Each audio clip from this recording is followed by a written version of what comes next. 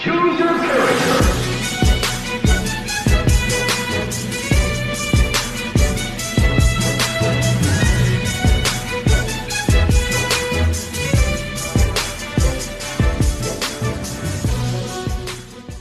Assalamualaikum warahmatullahi wabarakatuh.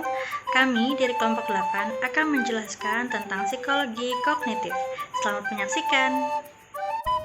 Di sini saya akan menjelaskan dari psikologi kognitif. Psikologi kognitif sendiri mempunyai penjelasan, yaitu ilmu yang membahas mengenai persepsi terhadap informasi, pemahaman terhadap informasi, alur pikiran, serta formulasi dan produksi jawaban seseorang, yaitu dari Salsa dan McLean pada tahun 2008. Psikologi kognitif terdapat dua perspektif tentang bagaimana pengetahuan ditampilkan dalam pikiran, yaitu perspektif empiris dan juga perspektif nativis. Menurut Brown pada tahun 2006, psikologi kognitif adalah ilmu yang berkaitan dengan persepsi memori, perhatian, bahasa, dan pemikiran atau pengembangan keputusan. Lebih spesifik, Sternberg pada tahun 2009 menjelaskan bahwa psikologi kognitif adalah studi tentang bagaimana seseorang memandang, belajar, mengingat, dan berpikir secara mengenai informasi. Secara umum, psikologi kognitif adalah ilmu yang mempelajari persepsi, proses berpikir, ingatan, dan juga perhatian terhadap bahasa, proses belajar, dan pengambilan keputusan. Kali ini saya akan menjelaskan salah satu tokoh kognitif, yaitu Jean Piaget. Jean Piaget lahir di Neuchâtel, Swiss pada tanggal 9 Agustus tahun 1896 dan meninggal pada tanggal 16 September tahun 1980, tepat di umurnya yang ke-84 tahun. Beliau merupakan seorang filsuf, ilmuwan, dan psikolog perkembangan Swiss yang terkenal karena hasil penelitiannya tentang anak-anak dan teori perkembangan kognitifnya. Menurut Ernst von Glasersfeld, Jean Piaget adalah juga perintis akbar dalam teori konstruktivis tentang pengetahuan. Karya Piaget pun banyak dikutip dalam pembahasan mengenai psikologi kognitif. Pendidikan yang ditempuh oleh Jean Piaget. Karirnya yang panjang dalam penelitian ilmiah dimulai ketika beliau baru saja berusia 11 tahun dengan diterbitkannya sebuah makalah pendek pada tahun 1907 tentang burung gereja albino.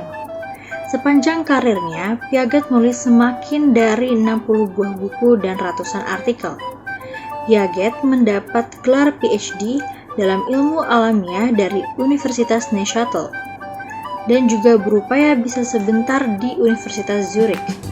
Selama masa ini, beliau menerbitkan 2 makalah filsafat yang memperlihatkan arah pemikirannya pada masa itu.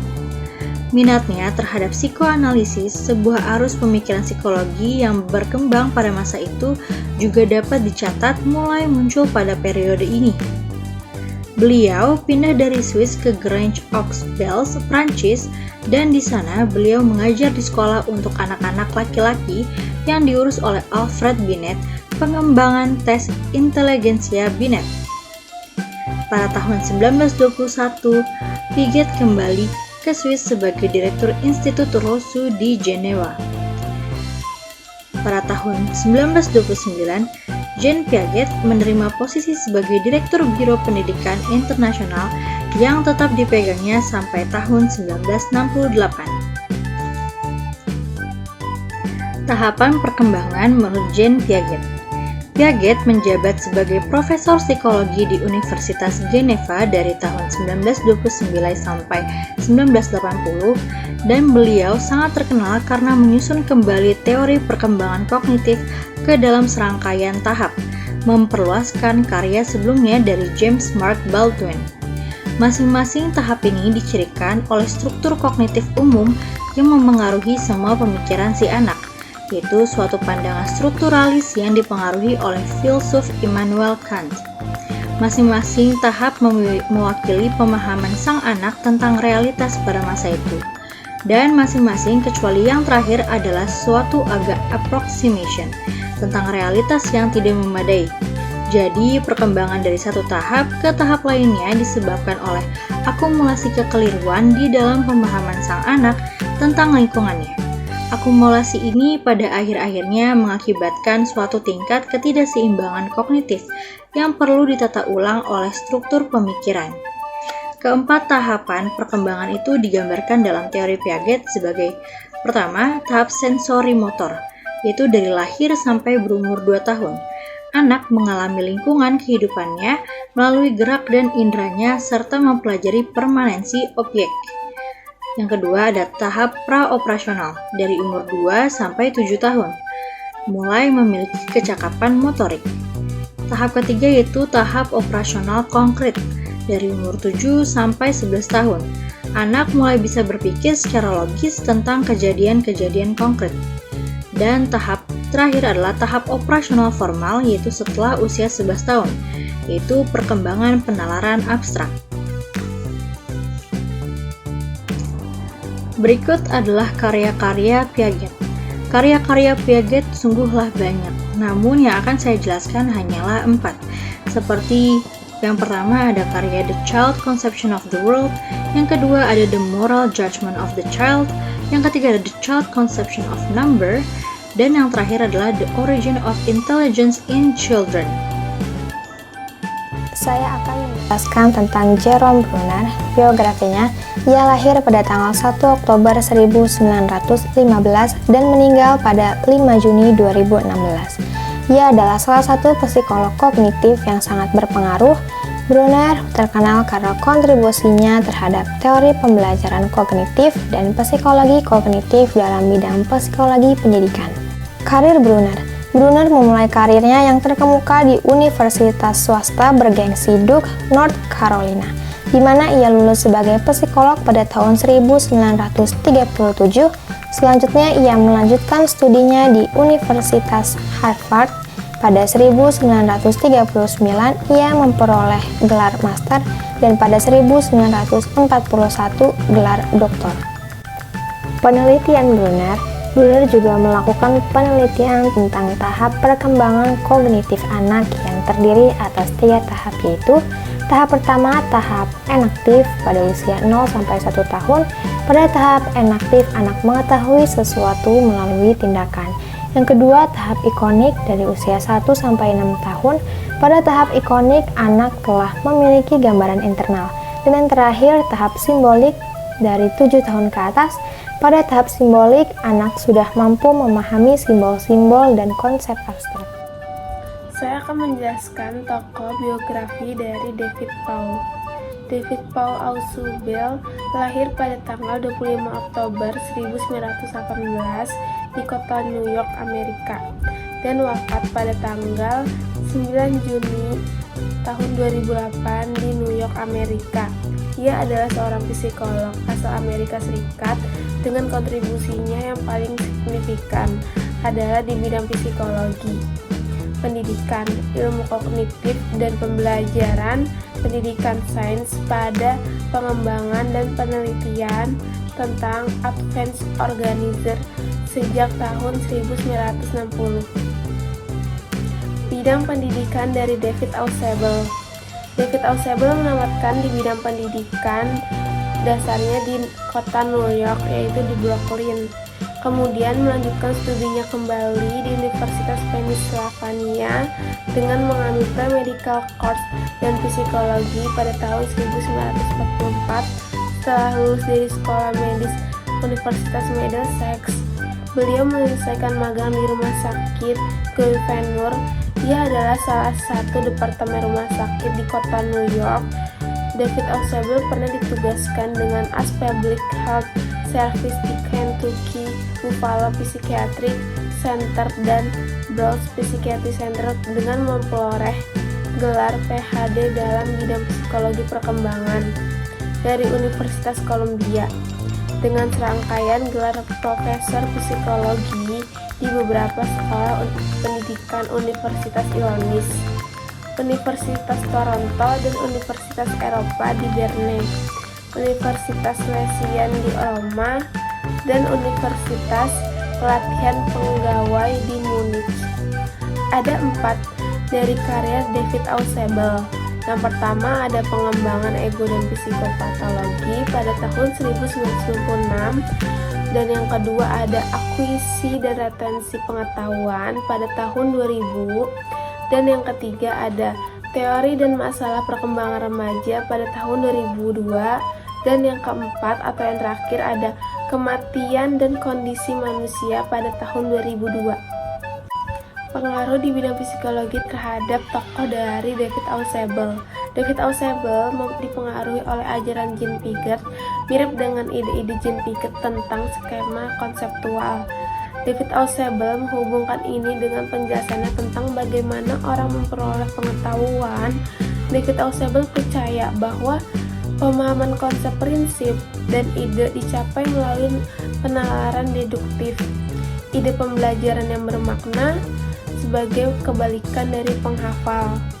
Dalam kata pengantar bukunya yaitu Educational Psychology, A Cognitive View, dia mengatakan bahwa jika harus mengulangi sebuah psikologi pendidikan menjadi hanya satu prinsip, ia akan mengatakan faktor tunggal yang paling penting untuk mempengaruhi pembelajaran adalah apa yang pelajar sudah tahu pastikan sesuai. Melalui keyakinannya akan pembelajarannya yang bermakna, David Ausubel mengembangkan teorinya tentang David Organizer. Biografi dari Leon Festinger. Lahir pada tanggal 8 Mei 1919 di kota New York City dan wafat pada tanggal 11 Februari 1989. Beliau sempat mendapatkan gelar dengan PhD di tahun 1942. Ia belajar dengan seorang psikolog pendidikan dari Leon Festinger. Ia belajar psikologi di bawah Kurt Lewin, seorang tokoh penting dalam psikologi sosial modern di University of Iowa. Lulus pada tahun 1941, kemudian ia bergabung dengan fakultas di Lewin Research Center for Group Dynamics di Institute of Technology pada tahun 1945. Terlepas dari keunggulannya dalam psikologi sosial, Festinger beralih ke penelitian persepsi visual pada tahun 1964 dan kemudian arkeologi dan sejarahnya pada tahun 1979 hingga kematiannya pada tahun 1989. Teori dari Leon Festinger. Disonansi kognitif diperkenalkan sebagai teori oleh ahli yang bernama Leon Festinger pada tahun 1957. Teori disonansi kognitif berpusat pada bagaimana seseorang berusaha untuk mendapatkan konsistensinya dan kesesuaiannya dalam sikap dan perilaku mereka. Pengaruh di bidang psikologi menurut Leon Festinger. Konsep disonansi kognitif menjadi salah satu yang berpengaruh dalam keilmuan psikologi sosial. Teori ini juga menjadi subjek penelitian yang banyak dilakukan oleh para ahli. Disonansi kognitif sendiri adalah diskrepansi atau kesenjangan yang terjadi antara dua elemen kognitif yang tidak konsisten dan menciptakan ketidaknyamanan dalam psikologis. Saya akan menjelaskan tentang George Armitage Miller.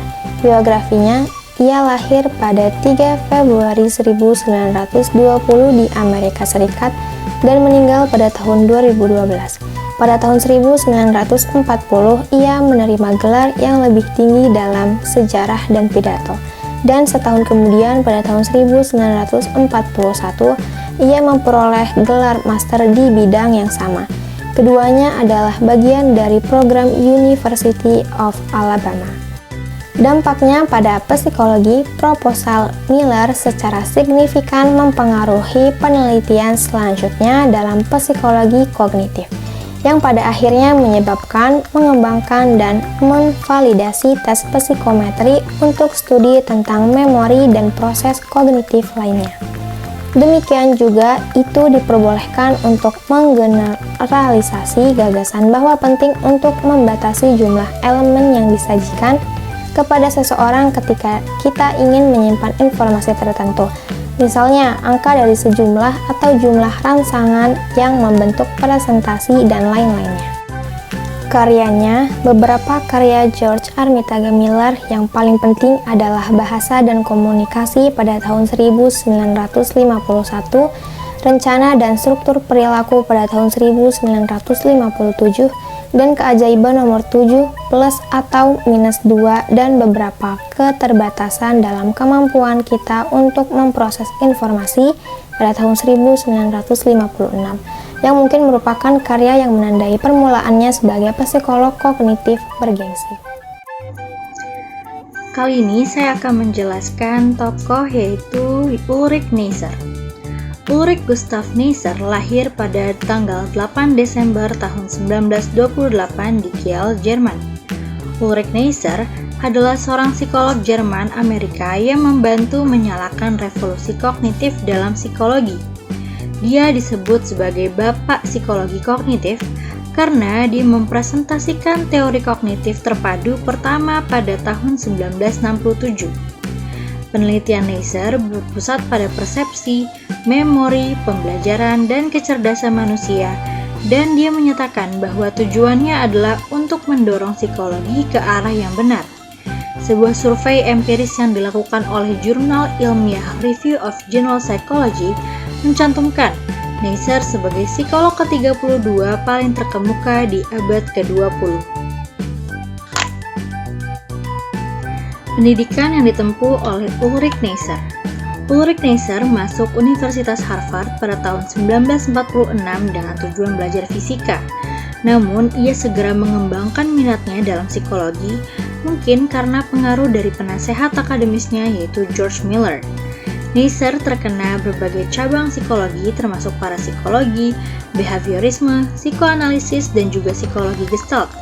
Ia menjadi sangat tertarik pada psikologi Gestalt dan memperoleh gelar sarjana dalam bidang psikologi pada tahun 1950.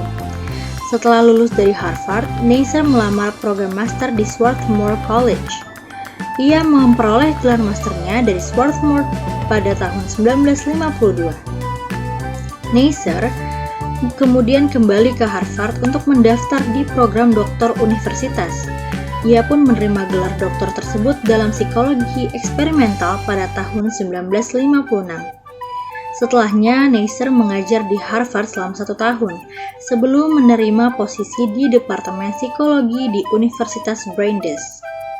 Selain George Miller, ada orang yang memiliki pengaruh besar pada Neisser, yaitu seorang ilmuwan komputer muda di MIT bernama Oliver Selfridge. Pada tahun 1960, mereka menerbitkan sebuah artikel di jurnal Scientific American dan menggambarkan model pengenalan pola yang kacau balau yang telah mereka kembangkan. Pekerjaan Neisser dengan Selfridge membuatnya menerima banyak hibah dan dia melakukan penelitian di bidang lain yang terkait dengan pemikiran manusia. Ia segera pindah ke University of Pennsylvania, di mana ia menerbitkan bukunya yang terkenal yaitu Cognitive Psychology pada tahun 1967. Neisser menerima posisi sebagai profesor penuh di Cornell University tak lama setelah bukunya dirilis. Namun pada tahun 1983, Neisser meninggalkan Cornell untuk Emory University. Sementara di Emory, Neisser melakukan eksperimen Memory Challenger yang terkenal dan mendirikan Emory Cognition Project. Lalu ia kembali ke Cornell pada tahun 1996 dan tetap di sana sampai pensiun. Teori kognitif Neisser. Neisser sendiri tidak pernah menjadi penggemar behaviorisme karena dia percaya asumsi dasar pendekatan itu tidak benar. Misalnya, dia tidak setuju dengan fokus ketat behaviorisme hanya pada peristiwa eksternal, dan dia menolak gagasan bahwa perilaku manusia yang kompleks dapat sepenuhnya dijelaskan oleh proses pengkondisian. Menurut Neisser, metode behavioris membatasi apa yang bisa dipelajari di psikolog tentang sifat manusia. Dalam bukunya tahun 1967 yaitu Cognitive Psychology, Neisser menguraikan penelitian terkini tentang perhatian pemecahan masalah, pengenalan pola, persepsi, dan memori. Di sana, ia juga menekankan konsep pemrosesan informasi dan pemrosesan konstruktif. Neisser menciptakan istilah psikologi kognitif dan menyajikan pendekatan baru ini sebagai alternatif dari behaviorisme. Saat ia menyatukan ide-ide dari berbagai peneliti untuk membuktikan membentuk teori terpadu, Neisser sering disebut juga sebagai Bapak Psikologi Kognitif. Karya-karya yang diciptakan oleh Ulrich Neisser, yaitu Psikologi Kognitif pada tahun 1967, ada Kognisi dan Realitas, Prinsip dan Implikasi Psikologi Kognitif pada tahun 1976, ada Memori yang Diamati atau Mengingat dalam Konteks Alami pada tahun 1982, dan yang terakhir adalah Konsep dan Pengembangan Konseptual, Faktor Ekologi dan Intelektual dalam Kategorisasi pada tahun 1987. Selain keempat ini, sebenarnya banyak sekali karya-karya dari Ulrich Neisser, namun saya hanya bisa menyematkan keempat karya tersebut.